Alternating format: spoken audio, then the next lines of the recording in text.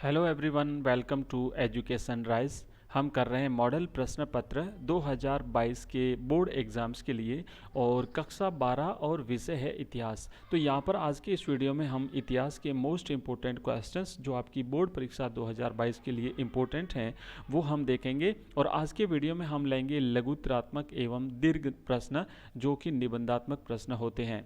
तो आइए शुरू करते हैं आज का चैप्टर और देखते हैं कि आज के हमारे इस वीडियो में कौन कौन से इम्पोर्टेंट क्वेश्चंस हैं। तो ये रहा आज का पहला प्रश्न।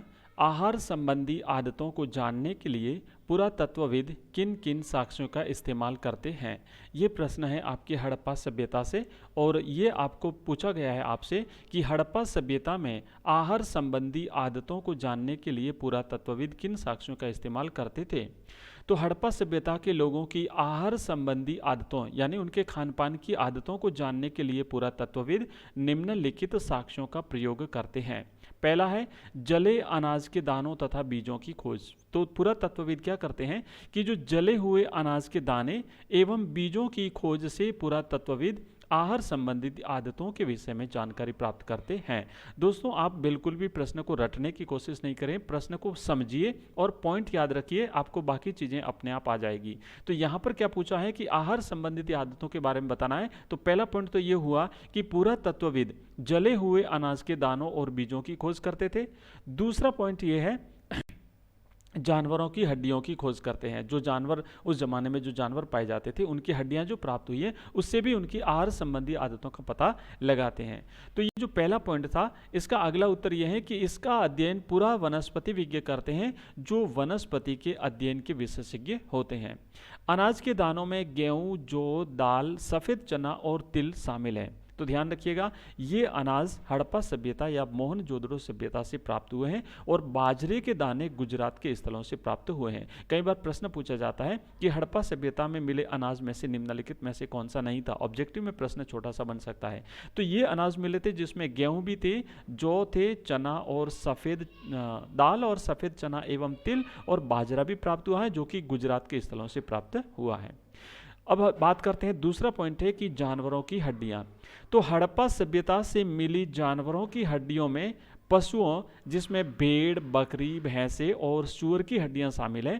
पूरा प्राणी वैज्ञानिकों अथवा जीव पुरातत्वविदों द्वारा किए गए अध्ययनों से ये ज्ञात होता है कि ये सभी जानवर पालतू थे। भेड़ भी थी, बकरियां थी, भैंसे थे और सूअर थे। इन पशुओं को जो ये लोग पालते थे वे मछली तथा पक्षियों की हड्डियों का भी सेवन करते थे। मछलियां भी खाते थे और साथ ही साथ पक्षियों की हड्डियां भी वहां पर सेवन करने के प्रमाण प्राप्त हुए हैं। अब प्रश्न यहां से यह भी बन सकता है कि हड़प्पा सभ्यता में या हड़प्पा सभ्यता के लोग किन जानवरों से परिचित नहीं थे। अगर ऐसा पूछा जाता है और ऑप्शन आता है इसके अलावा कहीं से, तो ध्यान रखिएगा वो आपको लिखना है। मतलब ये पशु तो ये लोग जानते थे इन पशुओं को। तो और इनके आहार संबंधी आदतों का पता लगाने के लिए तीसरा पॉइंट है पेड़ पौधों से प्राप्त उत्पाद। हड़प्पा सभ्यता के निवासी कई प्रकार के पेड़ पौधों से प्राप्त उत्पादों का भी सेवन करते थे। तो दोस्तों, ये था आपका पहला प्रश्न। हड़प्पा सभ्यता के निवासियों की आहार संबंधी आदतों का पता लगाने के लिए यहाँ पर पुरातत्वविद 3 प्रकार की चीज़ों का जो है वो अध्ययन करते हैं, जिसमें पहली चीज़ तो है कि जले हुए अनाज के दाने और बीजों की खोज, दूसरा इसमें है जानवरों की हड्डियाँ और तीसरा है पेड़ पौधों से प्राप्त उत्पाद। 3 पॉइंट याद रखिए, आपका प्रश्न आराम से हो जाएगा। अगला प्रश्न है मगध साम्राज्य के उत्थान के महत्वपूर्ण कारण बताइए। दोस्तों, आपके इतिहास के पूरे चैप्टर में से मैंने ये इंपॉर्टेंट क्वेश्चंस जो है वो पिकअप किए हैं। मतलब बोर्ड परीक्षा में आने की पूरी संभावना है। तो आप लोग इन प्रश्नों को अच्छी तरह से याद कर लीजिए, रटिए नहीं, याद करिए, समझने का प्रयास करिए। आपका पेपर आसानी से बहुत बढ़िया हो जाएगा और अगर इसी प्रकार से आंसर लिखते हैं तो आपको 100% नंबर प्राप्त होंगे।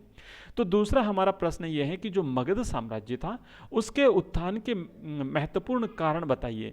मतलब ये था कि जो महाजनपद थे, 16 महाजनपद थे प्राचीन भारत में, तो उसमें से मगध ही सर्वाधिक ज़्यादा शक्तिशाली क्यों बन पाया था दूसरे महाजनपदों की तुलना में। तो इसके कारण क्या थे? तो इतिहासकार जो है उसके विभिन्न कारण बताते हैं। आधुनिक इतिहासकारों के अनुसार मगध की सत्ता के विकास के प्रमुख कारण निम्नलिखित थे। पहला तो यह है कि मगध का प्रदेश बहुत उपजाऊ था, आसपास नदियां बहती थी, मिट्टी वहां की उपजाऊ थी, तो वहां पर अनाज का उत्पादन अच्छा होता था। इसीलिए सबसे जरूरी था कि उत्पादन जो है वो भूमि से प्राप्त अनाज का उत्पादन अगर ज़्यादा होगा तो स्वाभाविक था कि वो प्रदेश जो है वो ज़्यादा विकास करेगा। दूसरा पॉइंट ये था कि मगध में लोहे की खदानें भी सरलता से उपलब्ध थी।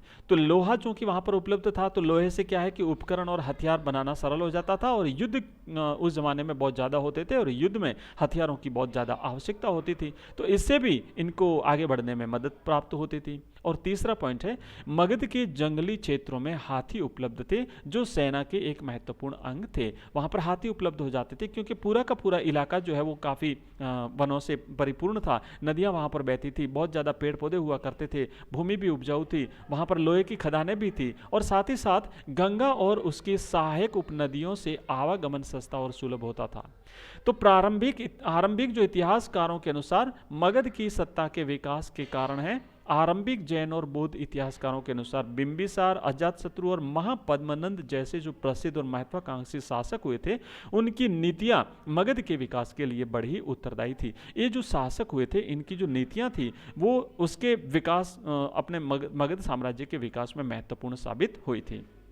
तो दोस्तों ये था प्रश्न, मगध के विकास के लिए महत्वपूर्ण कारण क्या क्या थे। अगर आप इस वीडियो को ध्यान से पढ़ के समझ करके अगर परीक्षा देने जाएंगे तो आपको सारी चीज़ें याद रह जाएगी। आप ध्यान से बस इसको सुन लीजिए, मात्र पूरा वीडियो सुनिए, एक भी प्रश्न मिस मत करिए। अगर आप पूरा का पूरा सुन लेते हैं और एक बार, दो बार, तीन बार अगर रिपीट कर लेते हैं तो आपके सारे के सारे प्रश्न, अगर किसी भी प्रकार का प्रश्न यहाँ से पूछा जाता है, छोटा हो, बड़ा हो, बहुविकल्पात्मक हो, चाहे अति लघुत्रात्मक हो, कैसा भी प्रश्न हो, आप जवाब दे देंगे। तीसरा प्रश्न है, राजगीर के किले की दीवारों का निर्माण क्यों किया गया था। ये अब राजगीर जो है ना, देखिए राजगीर क्या था कि जो मगध महाजनपद था उसकी प्रारंभिक राजधानी है राजगीर। तो पूछा यह गया है कि राजगीर के किले की दीवारों का निर्माण क्यों किया गया था। अब दीवार का निर्माण क्यों होता है, स्वाभाविक सुरक्षा के लिए हुआ होगा। तो चलिए इसका आंसर देखते हैं। प्रारंभ में राजगीर मगध महाजनपद की प्रारंभिक राजधानी थी। ध्यान रखिएगा, ऑब्जेक्टिव में भी प्रश्न आया है, हमने जो ऑब्जेक्टिव किए हैं, एमसीक्यूज किए हैं, उसमें पूछा था कि मगध महाजनपद की प्रारंभिक राजधानी क्या थी, तो इसका ऑप्शन रहेगा राजगीर। अब ये जो राजगीर है, ये पहाड़ियों के बीच में बसा हुआ राजगीर एक किलेबंद शहर था। किलेबंद शहर में राजा, मंत्रियों तथा प्रमुख अधिकारियों के निवास स्थान बने हुए थे। यहाँ पर अनेक सैनिक टुकड़ियां भी रहती थी। इस प्रकार राजगीर राजनीतिक दृष्टि से, क्योंकि जहाँ पर राजा रहते हैं, मंत्री रहते हैं, बड़े बड़े अधिकारी रहते हैं और यहाँ तक कि सैनिक टुकड़ियां भी थी, तो राजनीतिक दृष्टि से सैनिक, आर्थिक और सांस्कृतिक गतिविधियों का केंद्र बना हुआ था। अतः राजगीर की शत्रु से रक्षा करने के लिए शहर के चारों ओर दीवारों का निर्माण किया गया था। तो पहले ही मैंने कह दिया कि दीवारों का निर्माण तो सुरक्षा के लिए करते हैं। और सुरक्षा क्यों? क्योंकि जब सारे अधिकारी, राजा, मंत्री, प्रमुख अधिकारी, सैनिक सब कुछ यहाँ पर थे तो उसकी सुरक्षा करना लाजमी था, और सुरक्षा करनी है तो दीवार का निर्माण करवाना स्वाभाविक था। अगला चौथा प्रश्न है, सिंह शीर्ष को आज महत्वपूर्ण क्यों माना जाता है।